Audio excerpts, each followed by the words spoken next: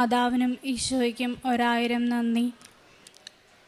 ഉടമ്പടിയിലൂടെ ഒരുപാട് അനുഗ്രഹങ്ങൾ തന്നതിനും എനിക്കിവിടെ സാക്ഷ്യം പറയുന്നതിനും മാതാവ് തന്ന ഈ വലിയ അനുഗ്രഹത്തിന് ഞാൻ നന്ദി പറയുന്നു. എൻ്റെ പേര് ജൂനി മേരി ജോബ്. ഇതെൻ്റെ മോള് മീവൽ മിഥുൻ. ഞങ്ങൾ മണപ്പുറം ഇടവക ലിറ്റിൽ ഫ്ലവർ മോണസ്ട്രി ഇടവകയിൽ നിന്ന് വരുന്നു. ഞാൻ 2023 മാർച്ച് 6 ഉടമ്പടി എടുത്തത്. ഉടമ്പടിയിലൂടെ ചെറുതും വലുതുമായ ഒരുപാട് അനുഗ്രഹങ്ങൾ മാതാവ് എനിക്ക് തന്നു. ആദ്യമായി എനിക്ക് ഇവിടെ സാക്ഷ്യം പറയാനുള്ളത് എൻ്റെ ജോലിയെക്കുറിച്ചാണ്. ഞാനൊരു നേഴ്സാണ്. അപ്പോൾ പല ഹോസ്പിറ്റലുകളിലായി ഒരുപാട് വർഷം 10-14 വർഷത്തോളം ഞാൻ ജോലി ചെയ്തു. അപ്പോൾ എനിക്ക് ഈ നൈറ്റ് ഡ്യൂട്ടി ഉള്ള ജോലി സത്യം പറഞ്ഞാൽ വളരെ പാടായിരുന്നു. വീട്ടിലെ കാര്യങ്ങളും വീട്ടിലെ എല്ലാ കാര്യങ്ങളും നൈറ്റ് ഡ്യൂട്ടിയുള്ള ജോലിയും എല്ലാം കൂടെ ഒരുമിച്ച് കൊണ്ടുപോലെ എനിക്ക് വളരെ പാടുള്ള കാര്യമായിരുന്നു. അപ്പോൾ അതുകൊണ്ട് ഞാൻ മാതാവിനോട് പ്രാർത്ഥിക്കുമായിരുന്നു, മാതാവേ എനിക്ക് ഈ ഒരു ജോലി മാറ്റി നൈറ്റ് ഡ്യൂട്ടി ഇല്ലാത്തൊരു ജോലി തന്ന് അനുഗ്രഹിക്കണമെന്ന് ഞാൻ എപ്പോഴും പ്രാർത്ഥിക്കുമായിരുന്നു. അത് ഞാൻ ഉടമ്പടി എടുത്ത അന്ന് മുതൽ അത് തുടർന്നുകൊണ്ടിരുന്ന് പുതുക്കി വെച്ച് നിയോഗം വെച്ച് പ്രാർത്ഥിച്ചിരുന്നു. അങ്ങനെ പ്രാർത്ഥിച്ച് അങ്ങനെ പോകുമ്പോഴാണ് ഞാൻ ഇവിടെ ഒരു നഴ്സായ ഒരു മകളുടെ ഒരു സാക്ഷ്യം കേൾക്കാനിടയാകുന്നത്. ആ മകളും ഇതേപോലെ നൈറ്റ് ഡ്യൂട്ടി ഇല്ലാത്തൊരു ജോലി തരണേ എന്ന്, എൻ്റെ അലച്ചിലുകൾ മാറ്റിത്തരണമേ എന്ന് പ്രാർത്ഥിച്ചതിൻ്റെ ഫലമായി അടുത്തുള്ളൊരു സ്കൂളിൽ ആ കുട്ടിക്ക് ജോലി കിട്ടി എന്നുള്ള സാക്ഷ്യം ഞാൻ കേട്ടു. അപ്പോൾ എനിക്കത് വലിയ പ്രചോദനമായി. ഈശോയെ മാതാവെ, കുറച്ച് താമസിച്ചായാലും എനിക്കും അങ്ങനൊരു ജോലി തരണമേ എന്ന് ഞാൻ പ്രാർത്ഥിച്ചു. അങ്ങനെ 8ാമത്തെ പുതുക്കലിൻ്റെ സമയമായപ്പോൾ മാതാവിനെ പ്രദർശനത്തിൽ എനിക്ക് കയ്യിൽ കിട്ടി.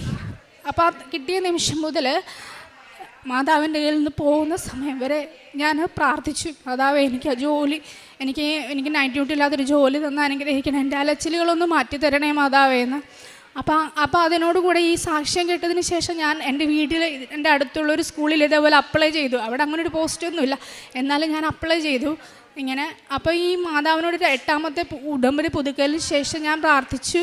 മാതാവിൻ്റെ കയ്യിൽ നിന്ന് പോകുന്നവരെ ഞാൻ പ്രാർത്ഥിച്ചു. കൃത്യം 1 മാസത്തിന് ശേഷം ഞാൻ അപ്ലൈ ചെയ്ത സ്കൂളിൽ നിന്ന് എന്നെ തിരിച്ചു വിളിച്ചു. ഇങ്ങനൊരു ജോലി റെഡി ആയിട്ടുണ്ട്, പോസ്റ്റ് റെഡി ആയിട്ടുണ്ട്, താല്പര്യമുണ്ടെങ്കിൽ കയറിക്കോളാൻ പറഞ്ഞു. ഒത്തിരി താമസിച്ചാണെങ്കിലും എനിക്ക് മാതാവ് അങ്ങനെ ഒരു നല്ലൊരു ജോലി എനിക്കായി കാത്തുവച്ചു. എൻ്റെ പ്രൊഫഷണൽ ക്വാളിഫിക്കേഷൻ എന്ന് പറയുന്ന നേഴ്സാണ്. ആ ഒരു പോസ്റ്റിലേക്കാണ് എന്നെ പോസ്റ്റ് ചെയ്തിരിക്കുന്നത്.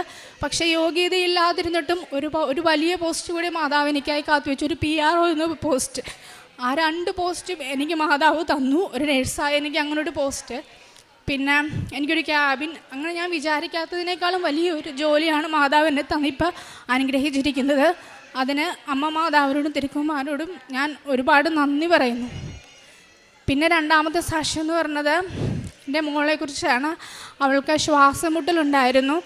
അത് ശ്വാസമുട്ടൽ എന്ന് പറഞ്ഞാൽ നേരത്തെ മുതലുള്ളതല്ല, ഈ ഒരു ഇടയ്ക്ക് വന്നതാണ്. ഒരു 1.5-2 വർഷത്തോളം 1.5 വർഷത്തോളം കുഞ്ഞിന് ശ്വാസം മുട്ടില്ല. അപ്പോൾ ഞങ്ങൾ 2-3 ഹോസ്പിറ്റലിൽ അത് കാണിച്ചു, ഡോക്ടേഴ്സിനെ കാണിച്ചു. അവർ പറയുന്നത് കുട്ടിക്ക് നോക്കിയിട്ട് കുഴപ്പമൊന്നുമില്ല എന്ന് പറയുന്നു. പക്ഷേ ഇവളെപ്പോഴും ഈ ശ്വാസം ഇങ്ങനെ ദീർഘമായി വലിച്ചുകൊണ്ടിരിക്കും. അതൊരു ഹാബിറ്റായിട്ട്. അവൾക്ക് പ്രശ്നമൊന്നുമില്ലെന്ന് പറയുന്നതിലും കാണുന്നത് നമുക്ക് ഭയങ്കര ബുദ്ധിമുട്ടാണ്. അപ്പോൾ അത് ഞാനിങ്ങനെ മാതാവിനോട് പ്രാർത്ഥിച്ചു, മാതാവ് എനിക്ക് തരണം എന്ന്, അത് മാറ്റി തരണം എന്ന് പറഞ്ഞിട്ട് ഞാൻ ഉടമ്പടി തൈല നെഞ്ചിൽ പുരട്ടി പ്രാർത്ഥിക്കുമായിരുന്നു. അങ്ങനെ ഒരു ദിവസം ഇവളീ മുട്ടിൽ 2 കൈയും കുനിഞ്ഞു നിന്ന് ശ്വാസം എടുക്കുന്ന അവസ്ഥ വരെ ഉണ്ടായപ്പോൾ എനിക്ക് സഹിക്കാൻ പറ്റിയില്ല. ഞാൻ ആ നൈറ്റ് ഡ്യൂട്ടി കഴിഞ്ഞ് ഞാൻ ഉറങ്ങുമായിരുന്നു. അപ്പോൾ ഈ അവസ്ഥ കണ്ടപ്പോൾ ഞാൻ ആ കൊച്ചിനെയും കൊണ്ട്, എനിക്ക് വേറെ ആരുമില്ല, എനിക്കിത് മാറ്റിത്തരണമെന്ന് പറഞ്ഞ് ഞാൻ അപ്പം തന്നെ ഇവിടെ വന്നു, കൃപാസനത്തിൽ വന്നു. ഞാൻ എന്നിട്ട് അച്ഛനെ കാണാൻ ടോക്കൺ എടുത്തു. അച്ഛനെ കണ്ടു, ഇങ്ങനെ കാര്യം പറഞ്ഞു. അപ്പം അച്ഛൻ ഇവിടെ ഇതുപോലെ കൊച്ചിനെ സൈത്ത് എൻ്റെ കയ്യിൽ തന്നിട്ട് കൊച്ചിൻ്റെ നെഞ്ചിൽ പുരട്ടി പ്രാർത്ഥിക്കാൻ പറഞ്ഞു. ഞാൻ നെഞ്ചിൽ പുരട്ടി പ്രാർത്ഥിച്ചു. പിന്നെ വീട്ടിൽ ചെന്നപ്പോൾ പിന്നീട് ഇത് കുറഞ്ഞു വരുന്നു, ഇതിൻ്റെ ഫ്രീക്വൻസി കുറഞ്ഞു വരുന്നു. പിന്നെ അത് ക്രമേണ ആ ശ്വാസമുട്ടലങ്ങ് മാറി. ഇപ്പോൾ കുഞ്ഞിന് ഒരു കുഴപ്പമില്ല, അങ്ങനത്തെ ശ്വാസമുട്ടലോ അങ്ങനത്തെ ബുദ്ധിമുട്ടുകളോ ഇപ്പോൾ ഉണ്ടായിട്ടില്ല, ഉണ്ടാവില്ല. പരിപൂർണമായ സൗഖ്യം ലഭിച്ചു. ഇതാണ് എൻ്റെ 2ാമത്തെ സാക്ഷ്യം. മാതാവിനും തിരുക്കുമാരനും 1000 നന്ദി.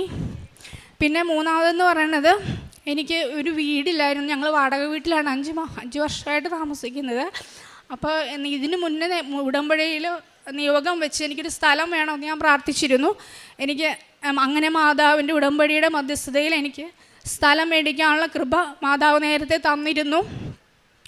അതിനുശേഷം ഇപ്പോൾ ഒരു 1.5 വർഷമായിട്ട് വീട് പണിയാൻ തുടങ്ങി. ഞങ്ങൾ വിചാരിച്ചതിനേക്കാളും നല്ലൊരു വീട്, സാമ്പത്തിക പ്രതിസന്ധികളുണ്ടെങ്കിലും അതൊന്നും അറിയിക്കാതെ ഒരു 1.5 വർഷം കൊണ്ട് ഈ വീട് പണി പൂർത്തിയാക്കാൻ മാതാവ് വലിയ അനുഗ്രഹമാണ് തന്നത്. ഈ വീടിൻ്റെ ഞങ്ങളുടെ വീടിൻ്റെ പെരവാസ്തുലിയാണ് ഈ വരുന്ന ജനുവരി 10-ാം തീയതി. അതിന് മാതാവിനെ ക്ഷണിക്കാനും പരിപൂർണമായി ആ വീട്ടിലേക്ക് മാതാവിനെ ക്ഷണിക്കുവാനും ഞങ്ങളുടെ കൂടെ ഉണ്ടാകുവാനുമായിട്ട് ഞാൻ ക്ഷണിക്കാൻ വന്നതാണ്. വീട് സ്ഥലവും തന്ന മാതാവിന് വലിയ നന്ദി പറയുന്നു. തിരുക്കുമാരനും വലിയ നന്ദി പറയുന്നു. അതെൻ്റെ മൂന്നാമത്തെ സാക്ഷ്യം. പിന്നെ എനിക്ക് പറയാനുള്ളത്, എൻ്റെ കവിളിൽ ഇടതുവശത്തായിട്ടൊരു ചെറിയ തടിപ്പുണ്ടായിരുന്നു. അത് 1-2 മാസത്തോളം ഉണ്ടായിരുന്നു. അപ്പം ഞാനെപ്പോഴും എനിക്ക് ഡോക്ടറെയൊക്കെ കാണാൻ ഭയങ്കര പേടിയായിരുന്നു. എന്താണെന്ന് അറിയത്തില്ല.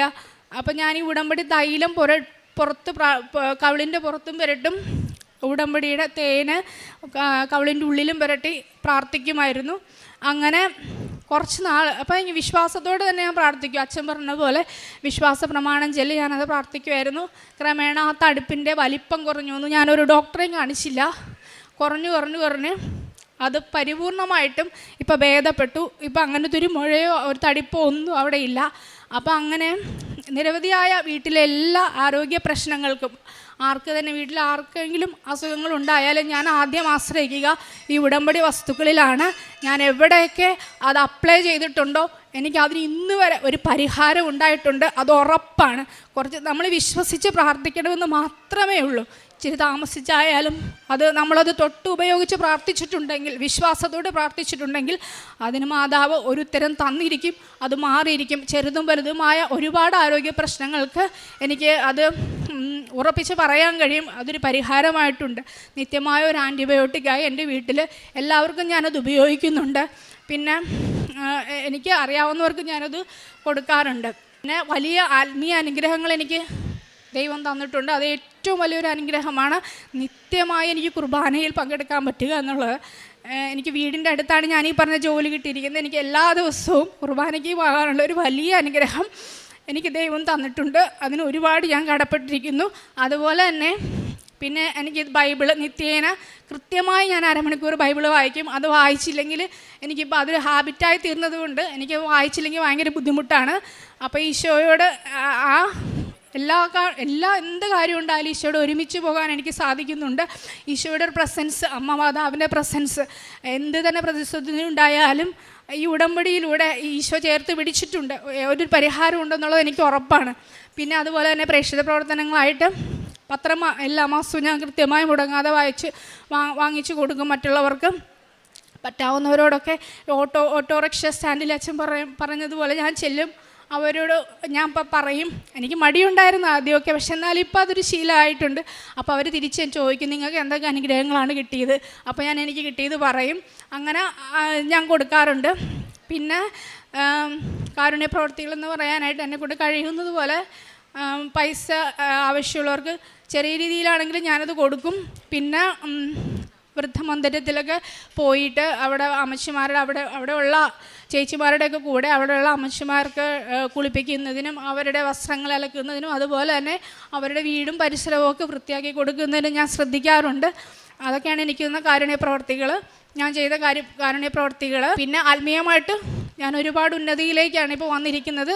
ഈ ഉടമ്പടി ജീവിതത്തിൽ തുടരാൻ തന്നെയാണ് ഞാൻ ആഗ്രഹിക്കുന്നത്. എൻ്റെ കുഞ്ഞുമകളെയും ഞാൻ ഈ ഉടമ്പടിയിലൂടെ മാതാവിൻ്റെ മധ്യസ്ഥതയിൽ തന്നെ വളർത്താനാണ് എൻ്റെ ആഗ്രഹം. പിന്നെ അമ്മ മാതാവിൻ്റെ കൈ പിടിച്ച് ഈശോയോടൊപ്പം ഈ നിത്യജീവിതത്തിലേക്കുള്ള യാത്രയിൽ യോഗ്യതയില്ലായിരുന്നിട്ടും എന്നെയും എൻ്റെ കുടുംബത്തെയും മാതാവ് തിരഞ്ഞെടുത്തതിന് ഒരുപാട് തിരുക്കുമാരനും മാതാവിനും ഒരുപാട് നന്ദി പറഞ്ഞുകൊണ്ട്, എൻ്റെ ഈ സാക്ഷ്യം പറയാനായിട്ട് എന്നെ അനുവദിച്ചതിന് നന്ദി പറഞ്ഞുകൊണ്ട് ഞാൻ ഈശോയ്ക്ക് ഈ സാക്ഷ്യം സമർപ്പിക്കുന്നു.